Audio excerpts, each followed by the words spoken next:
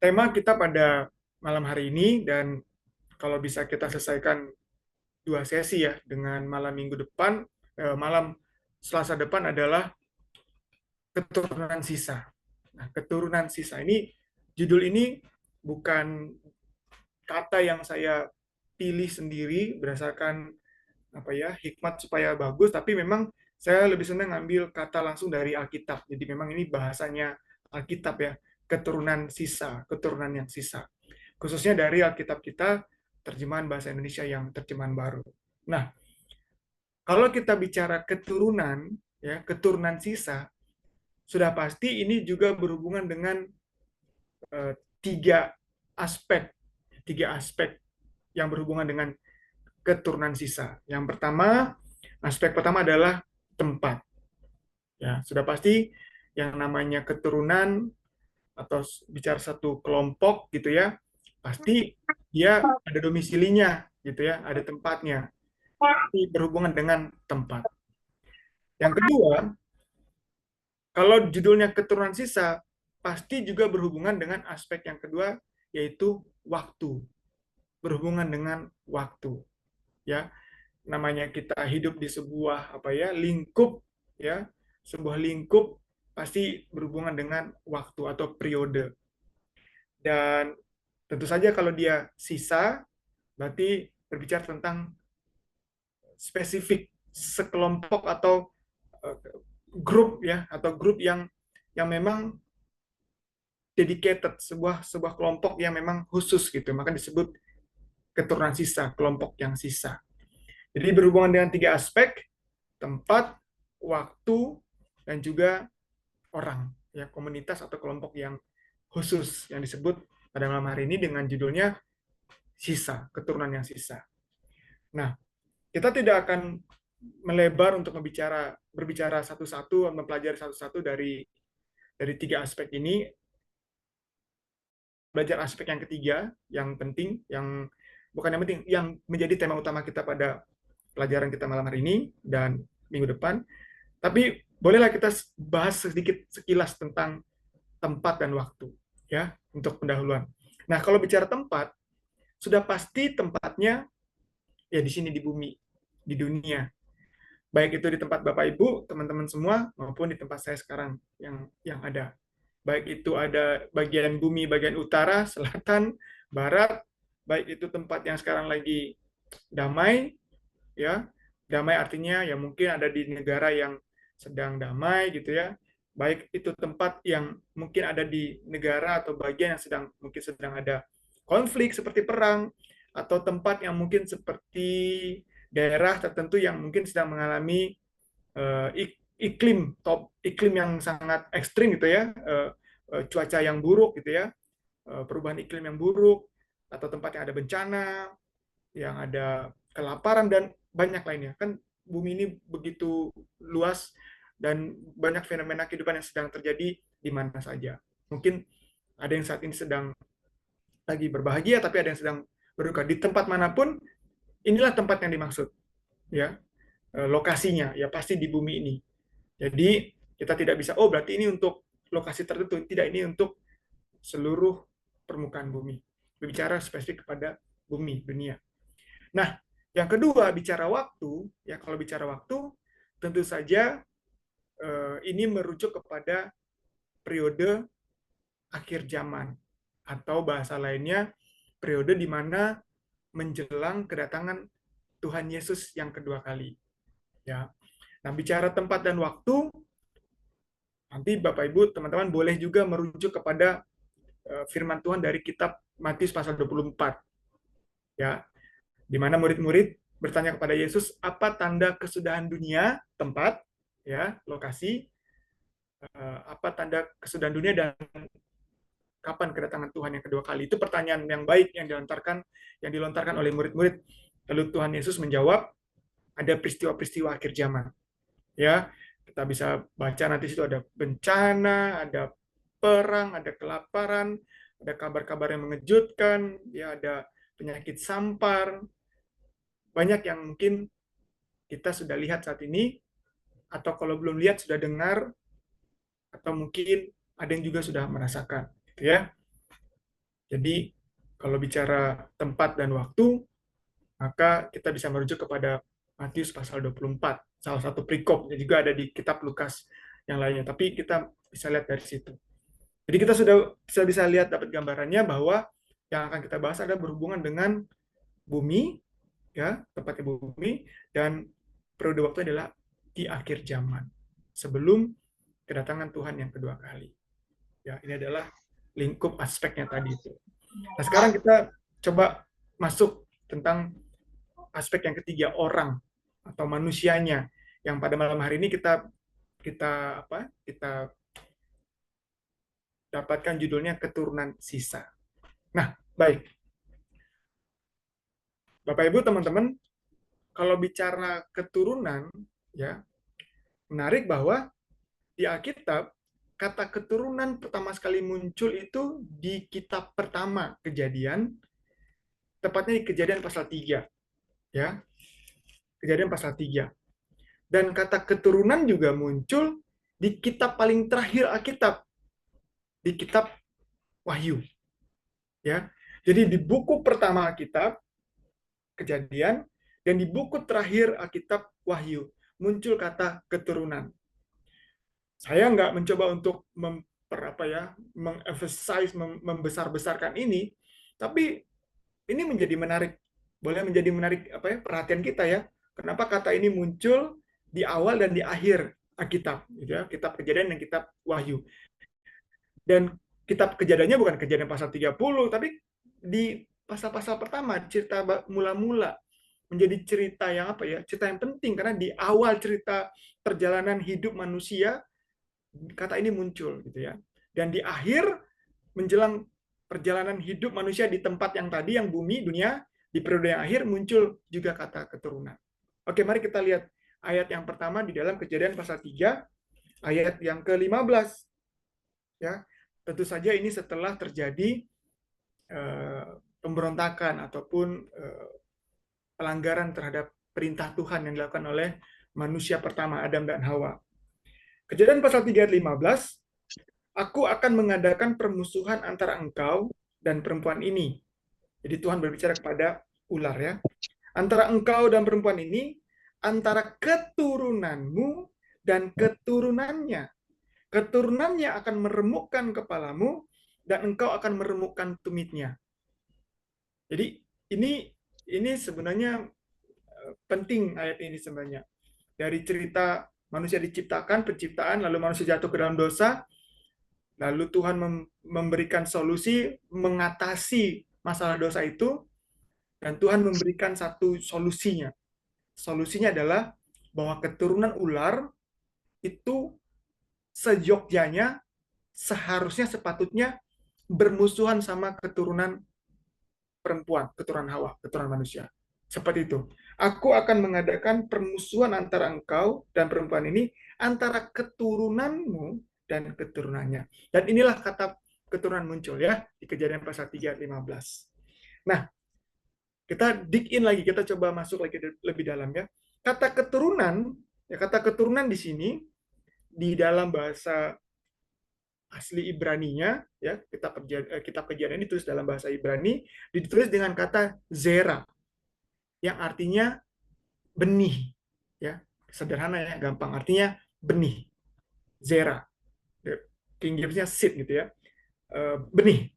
Nah, kata yang sama dipakai oleh beberapa nabi-nabi, ya, tulisan-tulisan Alkitab yang lain, tapi salah satunya saya mau kita lihat versi yang ditulis oleh Nabi Yeremia. Kita buka di dalam Yeremia pasal yang ke-31 ayat 27. Yeremia pasal 31 ayat 27.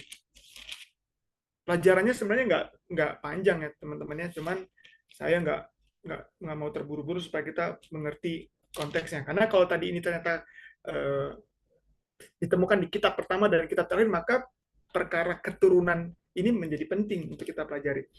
Yeremia pasal 31 ayat yang ke-27. Dikatakan seperti ini.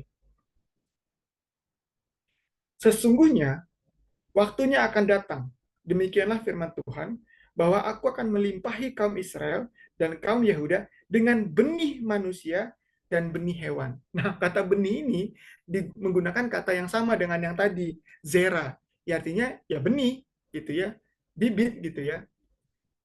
Yang kata tadi kata-katanya benih manusia gitu ya, benih manusia.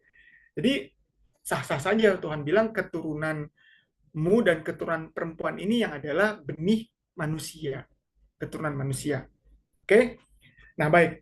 Sekarang kita lihat ayat yang di dalam kitab Wahyu. Kitab terakhir dari Alkitab. Kita buka Wahyu pasal yang ke-12, ayat yang ke-17. Di kitab Kejadian, Zera. Zera, benih. Wahyu pasal 12 ayat 17. Kitab terakhir dari Alkitab. Wahyu pasal 12 ayat yang ke-17. Katanya begini. Maka marahlah naga itu kepada perempuan itu, lalu pergi memerangi keturunannya yang lain yang menuruti hukum-hukum Allah dan memiliki kesaksian Yesus. Nah, kata keturunan di dalam Wahyu 12 ayat 17 ini ditulis dengan bahasa Grekanya, ditulis dengan kata speiro. Kata speiro inilah ya asal kata dari kata sperma. Ya, speiro ini ya asal kata sperma, yang artinya juga memang benih, ya, benih gitu ya. Nah, kata yang sama dalam arti definisi digunakan juga oleh rasul-rasul di Perjanjian Baru, ya. Tapi ada satu yang menarik, kita lihat di dalam Efesus pasal 3 ayat 15. Efesus pasal 3 ayat 15, Rasul Paulus menggunakan kata yang artinya sama tapi dalam penulisan bahasa Grekanya sedikit berbeda. Ditulis dengan kata patria, ya. Efesus pasal 3 ayat yang ke-15 dikatakan seperti ini. Yang daripadanya Tuhan semua turunan yang di dalam surga dan di atas bumi menerima namanya. Ya, semua turunan, semua keturunan. Di sini menggunakan kata patria yang artinya ras. Yang artinya ras. Jadi secara makna terminologi kata bahasa ya sama, ya. Keturunan zera, keturunan speiro atau patria atau ras, ya. Jadi kita sudah dapat nih apa yang Tuhan mau sampaikan di dalam Kejadian pasal 3 dan Wahyu pasal 12. Keturunan sisa.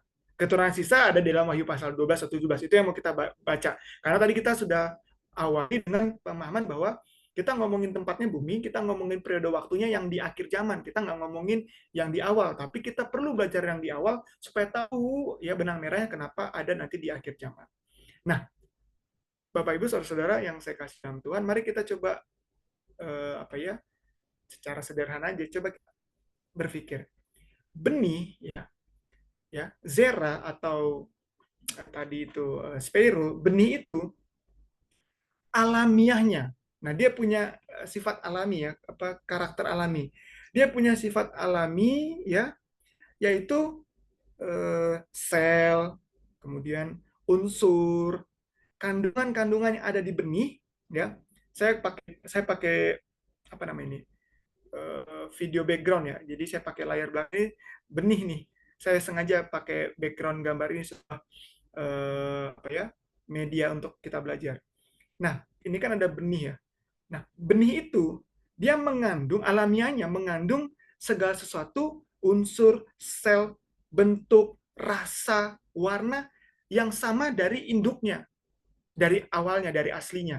Contoh, kalau dia itu benih bayam, maka benih bayam itu atau biji ya, bibit bayam itu, benih bayam itu, walaupun dia kecil ya, walaupun dia kecil gitu ya, tapi di dalamnya itu dia mengandung unsur-unsur bayam. Pasti dia mengandung unsur-unsur itu, alamiahnya seperti itu. Jadi dia rasanya nanti akan punya rasa bayam, bentuknya nanti akan jadi bentuk bayam, warnanya akan menjadi bentuk bayam karena dia benihnya bayam.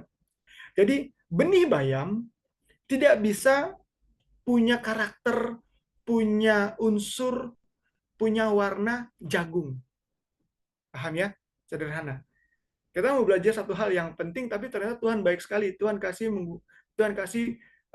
apa ya, doktrin itu, pemahaman ini dengan hal-hal yang sederhana.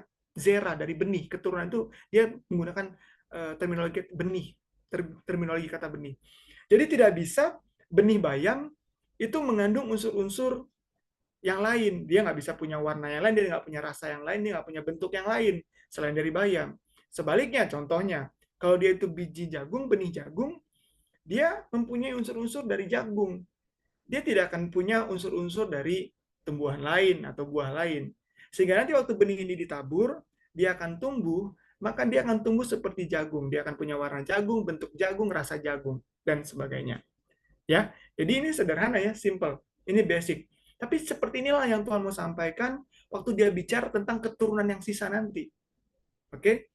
Nah, kita dapat. Nah, sekarang kita lanjut. Kita kembali ke Wahyu pasal 12 ayat 17. Kita sudah dapat tadi di dalam Wahyu pasal 12 ayat 17 kata keturunan, ya, yang dalam bahasa Greknya tadi speiro, asal kata sperma, ya. Artinya benih yang punya sifat alami, yang unsurnya, bentuknya, rasanya sesuai dengan yang aslinya dari induknya, gitu ya. Seperti itu. Nah, kita masuk sekarang kata yang kedua. Di dalam Wahyu pasal 12 ayat 17 dikatakan tadi memerangi keturunannya yang lain, keturunan yang lain.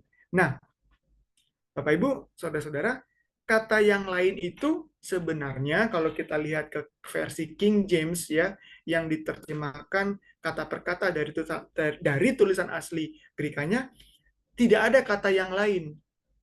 Yang ada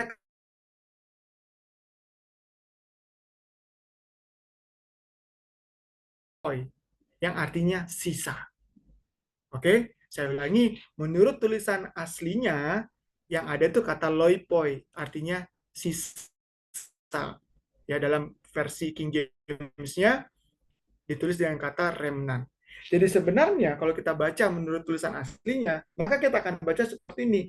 Maka marah naga itu kepada perempuan itu, lalu pergi memerangi keturunan yang sisa. Bukan yang lain, yang sisa. Itu lebih tepatnya. Kan kita kan lagi Bible tadi ya. Jadi, oh ini makna sebenarnya. Bukan yang lain, tapi yang sisa. Nah, jadi kata loipoi, kata sisa ini, juga memberikan satu penekanan yang lebih lebih apa ya? Saya senang sekali waktu saya belajar ini lebih kuat lagi. Nah, kata sisa atau lopoi tadi, kata sisa itu, sisa juga punya sifat alami, ya. Sifat alaminya adalah yang namanya sisa harus sama dengan yang awal. Contoh, sisa nasi, ya. Ada sisa nasi tuh di dapur. Namanya sisa nasi, ya tetap nasi gitu ya. Ada sisa kain, kalau namanya sisa kain, misalnya ada bahan kain ya, lalu dipotong. Lalu yang dipotong ini sebagian besar dijadikan baju, kemeja. Lalu ada sisa kain, bahan sisa. Namanya sisa kain, ya kain. Nggak mungkin sisa kain lalu dipotong, ada sisanya, sisanya menjadi kertas. Atau sisanya menjadi karton. Atau sisanya menjadi tanah. Nggak bisa. Namanya sisa, ya pasti sama dengan awalnya, dengan utamanya, dengan bahan dasarnya. Seperti itu ya alaminya. Nah, jadi dengan dua kata yang Tuhan kasih di dalam Wahyu pasal 12 17 ini menjadi satu penekanan yang kuat. Satu, benih itu dia punya alaminya sama dengan induknya aslinya, lalu dibilang sisa lagi, sudah keturunan Zera, kemudian Spero gitu ya, Patria, benih, lalu dia juga sisa. Dan sisa itu artinya bagian dari yang awal, sama dengan yang awal, tidak bisa berbeda. Ya, semoga bisa dipahami. Jadi begitu kuat yang Tuhan mau sampaikan waktu Tuhan bilang setan marah kepada keturunan sisa, itu yang seharusnya alaminya, bentuknya, rasanya, warnanya sama dengan asli yang awalnya. Seperti itu. Dia nggak bisa berbeda. Itu makanya waktu kita baca terjemahan bebasnya ya, saya bilang terjemahannya keturunan yang lain itu bisa menjadi artinya jadi berbeda karena seolah lain, dia sisa gitu ya, sama itu. Baik, puji Tuhan luar biasa. Jadi kita sudah dapat ngerti nih maksud Tuhan waktu dia bilang keturunan sisa. Ya, dia benih, dia punya sifat atau alaminya seperti itu, dan dia sisa alaminya seperti itu. Jadi kental sekali, dia nggak bisa pudar dia dengan maksudnya Tuhan bicara tentang keturunan sisa ini. Lanjut, kita lanjutkan. Nah, kenapa ini perlu kita pelajari? Sekarang saya mau memberikan sebuah informasi lah. Saya pikir sebagian besar kita sudah tahu nih, bahwasanya keturunan ini eh, mewarisi masalah atau tantangan juga. Kita buka dalam Wahyu pasal 12, mulai dari ayat yang keempat dan sampai ke-6. Ya, kita lihat ini kronologi, kita lihat secara kronologinya dulu ya. Kenapa akhirnya ada keturunan sisa, atau dalam bahasa Inggrisnya disebut remnant, atau benih yang sama dengan awalnya. Wahyu pasal 12 ayat 4 sampai 6 dikatakan seperti ini. Penglihatan Rasul Paulus di Pulau Patmos, Rasul Yohanes di Pulau Patmos. Dan ekornya menyeret sepertiga dari bintang-bintang di langit dan melemparkannya ke atas bumi. Dan naga itu berdiri di hadapan perempuan yang hendak melahirkan itu untuk menelan anaknya.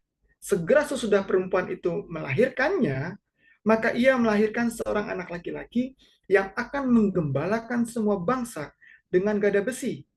Tiba-tiba anaknya itu dirampas dan dibawa lari kepada Allah dan ke tahtanya. Ayat 6, perempuan itu lari ke padang gurun di mana telah disediakan suatu tempat baginya oleh Allah supaya ia dipelihara di situ 1260 hari lamanya. Perempuan, kalau bahasa Alkitab itu melambangkan jemaat atau gereja Tuhan atau umat Tuhan. Dan dari jemaat ini melahirkan anak laki-laki. Singkatnya, kalau supaya waktu kita fokus kepada keturunan sisa, ini menceritakan tentang kelahiran Yesus yang lahir dari kelompok umat Tuhan waktu itu ya, orang Yahudi, orang Israel. Yesus lahir dari keturunan Yahudi, ya, keturunan Yehuda. Lahirlah Yesus yang sebenarnya kelahirannya kata apa? Katanya apa tadi ayat yang keempat? Naga itu menunggu untuk menelan anak itu waktu lahir. Dan kita tahu itu terjadi. Kita tahu waktu Herodes tahu ada kabar bahwa akan lahir raja, ya, dia takut dan khawatir dan dia perintahkan untuk bunuh semua bayi yang baru lahir. Betul ya? Tapi tidak berhasil membunuh Yesus. Dan tadi singkatnya di ayat 5 dalam singkatnya akhirnya anak laki-laki itu dibawa lari ke Allah dan tahtanya. Singkatnya bahwa Yesus sudah lahir, tidak berhasil dimakan atau dibunuh oleh setan melalui keturunannya ular itu. Herodes adalah keturunan. Herodes bukan benihnya setan. Tapi dalam konteks kejahatan atau konteks mengikuti pengaruh atau hasutan setan, itu disebut dengan keturunan. Jadi keturunan yang waktu Tuhan bilang di dalam Kejadian pasal 3 ayat 15, keturunanmu akan bermusuhan dengan keturunan perempuan Hawa, manusia, keturunan ular tidak bisa atau setan tidak bisa berkembang biak ya. Setan adalah malaikat yang jatuh, malaikat ciptaan yang tidak Tuhan ciptakan untuk berkembang biak, ya, punya anak lahir gitu ya. Jadi keturunannya si ular itu dalam cerita ini adalah Herodes yang dipakai dia untuk membunuh Yesus tapi tidak berhasil, dan Yesus akhirnya lahir, hidup, lalu naik ke surga, kembali ke tahtanya. Oke, itu kronologinya. Naga itu ya, setan itu. Nah, sekarang kita loncat ke ayat yang ke-13. Masih Wahyu pasal 12 ayat 13. Dan ketika naga itu sadar bahwa ia telah dilemparkan di atas bumi, ia memburu perempuan yang melahirkan anak laki-laki itu. Jadi waktu jemaat Tuhan, umat Tuhan, waktu itu namanya umat Israel, orang Israel ya, waktu itu ya, bangsa Yahudi.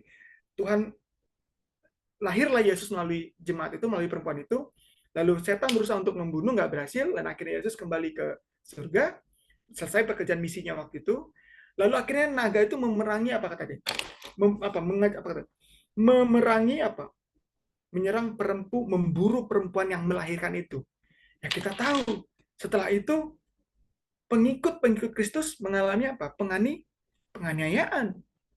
Ya, kita tahu cerita rasul-rasul bahkan apa? Ditangkap dan dibunuh. Ya, dianiaya perempuan atau jemaat atau umat Tuhan pada waktu itu.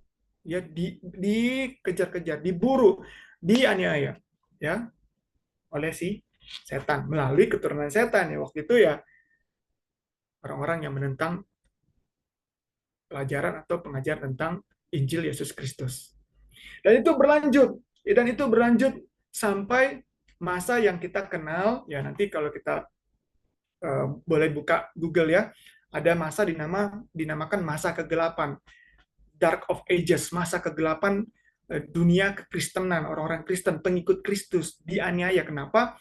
Pada waktu itu, seperti yang tadi disampaikan, ada waktu kurang lebih diceritakan 1260 tahun, ya, di mana saya lupa dimulai dari tahun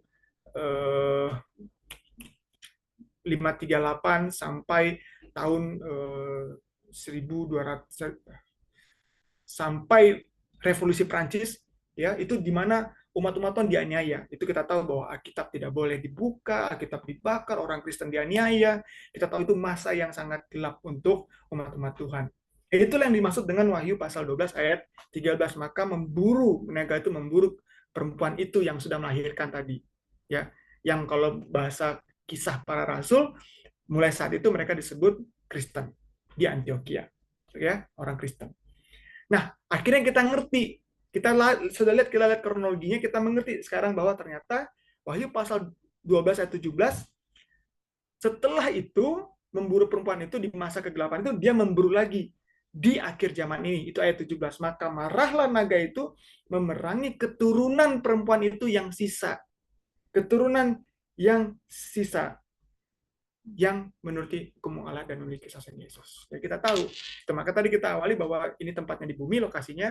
Ini waktunya adalah sekarang di akhir zaman sebelum Tuhan datang kedua kali. Kenapa kita tahu akhir zaman? Karena Tuhan yang kasih tahu musimnya. Dia kasih tahu eventnya, peristiwa-peristiwa akhir zamannya. Dan kita sudah lihat itu sekarang. Kita percaya dan iman, Jesus is coming soon.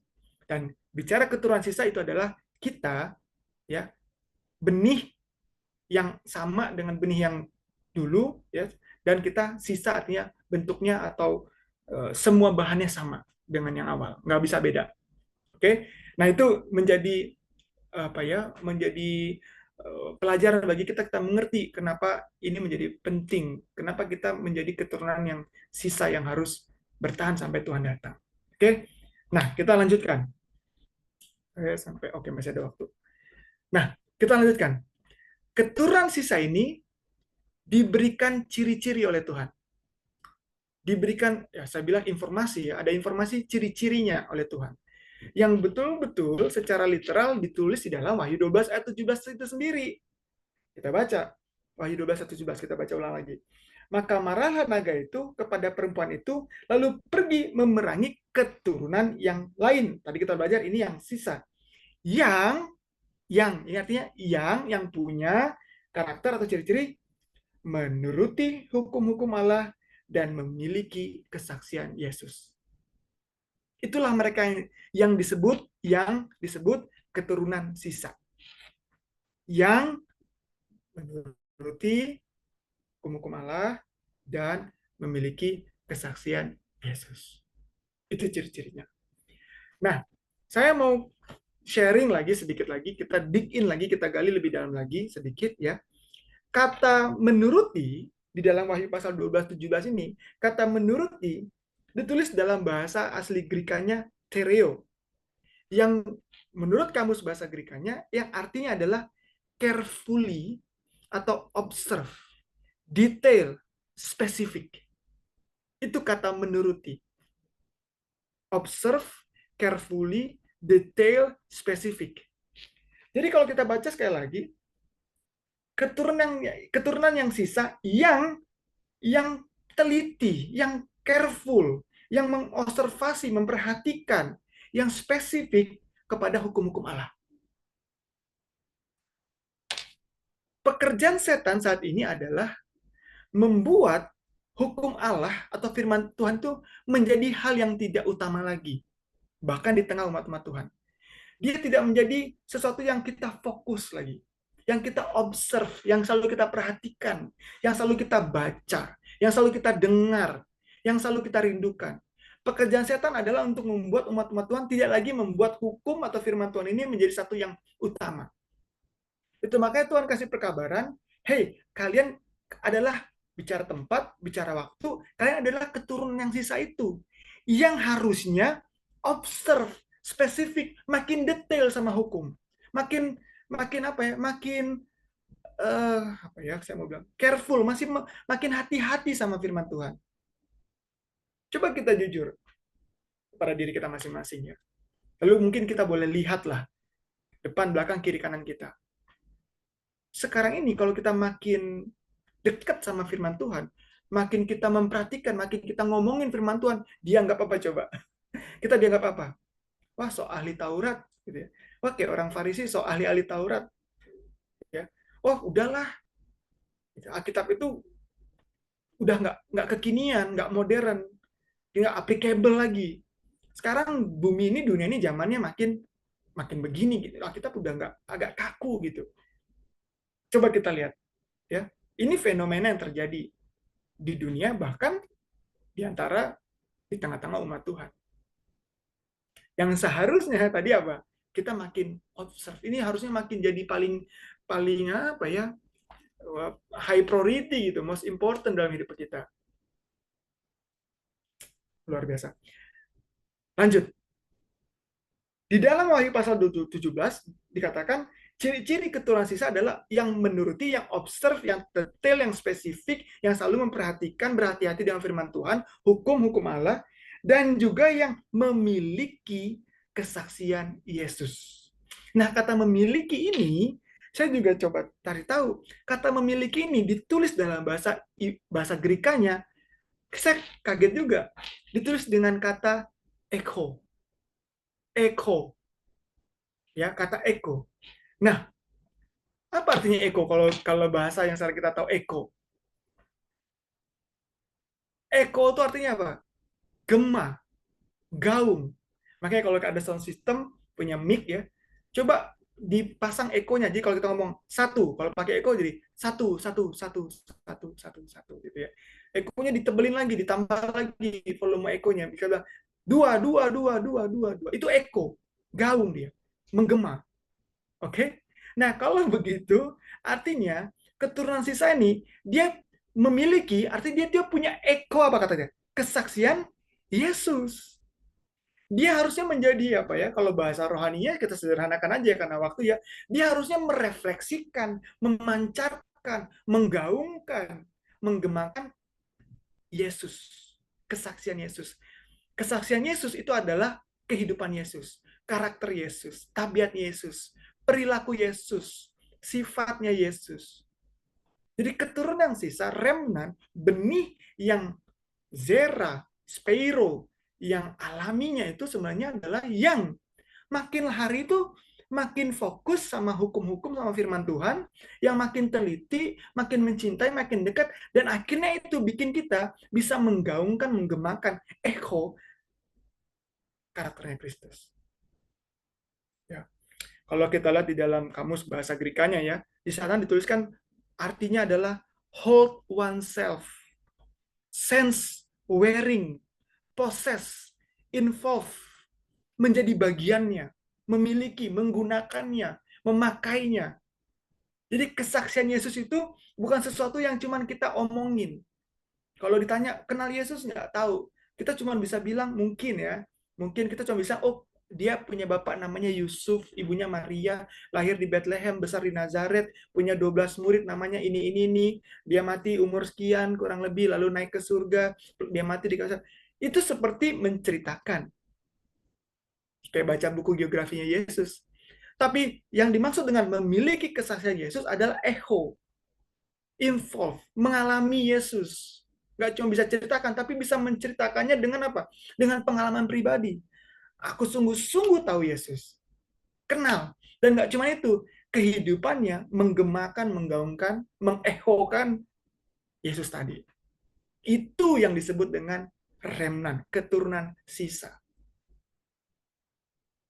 Keturunan sisa. Oke?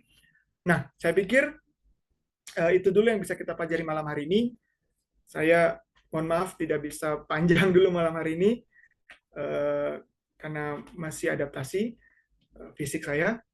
Tapi supaya nanti kita bisa lanjutkan juga di Selasa depan. Kalau saya teruskan jadi agak tanggung nanti mau dilanjutkan waktunya sudah cukup akhirnya nanti Selasa depan jadi sedikit. Jadi saya bagi dua ya, bagi dua. Tapi inilah yang saya coba sampaikan, kita pelajari malam hari dengan secara sederhananya. Tuhan mau menyampaikan bahwa keturunan yang Tuhan sebut keturunan yang bermusuhan dengan ular dan keturunannya di dalam Kejadian 3:15 adalah keturunan yang sama, yang sisa, yang bentuknya sama, harusnya hidupnya makin berpadanan dengan apa? Berpadanan dengan hukum atau firman Tuhan. Makin fokus, makin sering baca firman Tuhan. Bukan makin jarang. Ya, ini adalah sebuah kecintaannya. Dan dengan demikian, by beholding, by reading, we become change. Kita akhirnya bisa tidak hanya menceritakan Yesus secara kronologi, biografi kehidupannya, tapi juga kita bisa menceritakan karena kita merasakan Yesus itu. Kita bisa bahkan bisa mendemonstrasikan, merefleksikan tabiat dari Kristus itu. Itulah yang paling penting untuk umat-umat Tuhan yang hidup di dunia tempatnya, di periode yang akhir zaman, sebelum kedatangan Tuhan yang kedua kali, sehingga kita nanti disebut keturunan sisa yang akan Tuhan jemput. Kita sambung ya, kita sambung minggu depan. Kenapa Tuhan akan sambut yang ini? Karena dia benih yang datangnya daripada Tuhan. Maka dia harus mempunyai unsur-unsur Tuhan. Dia harus unsur Tuhan itu bukan jadi seperti Tuhan, tapi pribadi Tuhan, karakter Tuhan. Dia harus punya warnanya Tuhan, dia harus punya rasanya Tuhan, dia harus punya ciri-cirinya pengikut Tuhan. Itu benih yang asli yang datang dari Tuhan. Semoga boleh menambah pengetahuan kita tentang firman Tuhan, boleh menggugah hati, pikiran kita, kerohanian kita lebih dekat lagi kepada Tuhan, dan dengan demikian kehidupan kita makin diubah melalui pekerjaan Roh Kudus. Saya bawa ini dalam nama Yesus hanya untuk kemuliaan bagi nama Tuhan. Semoga jadi berkat. Terima kasih.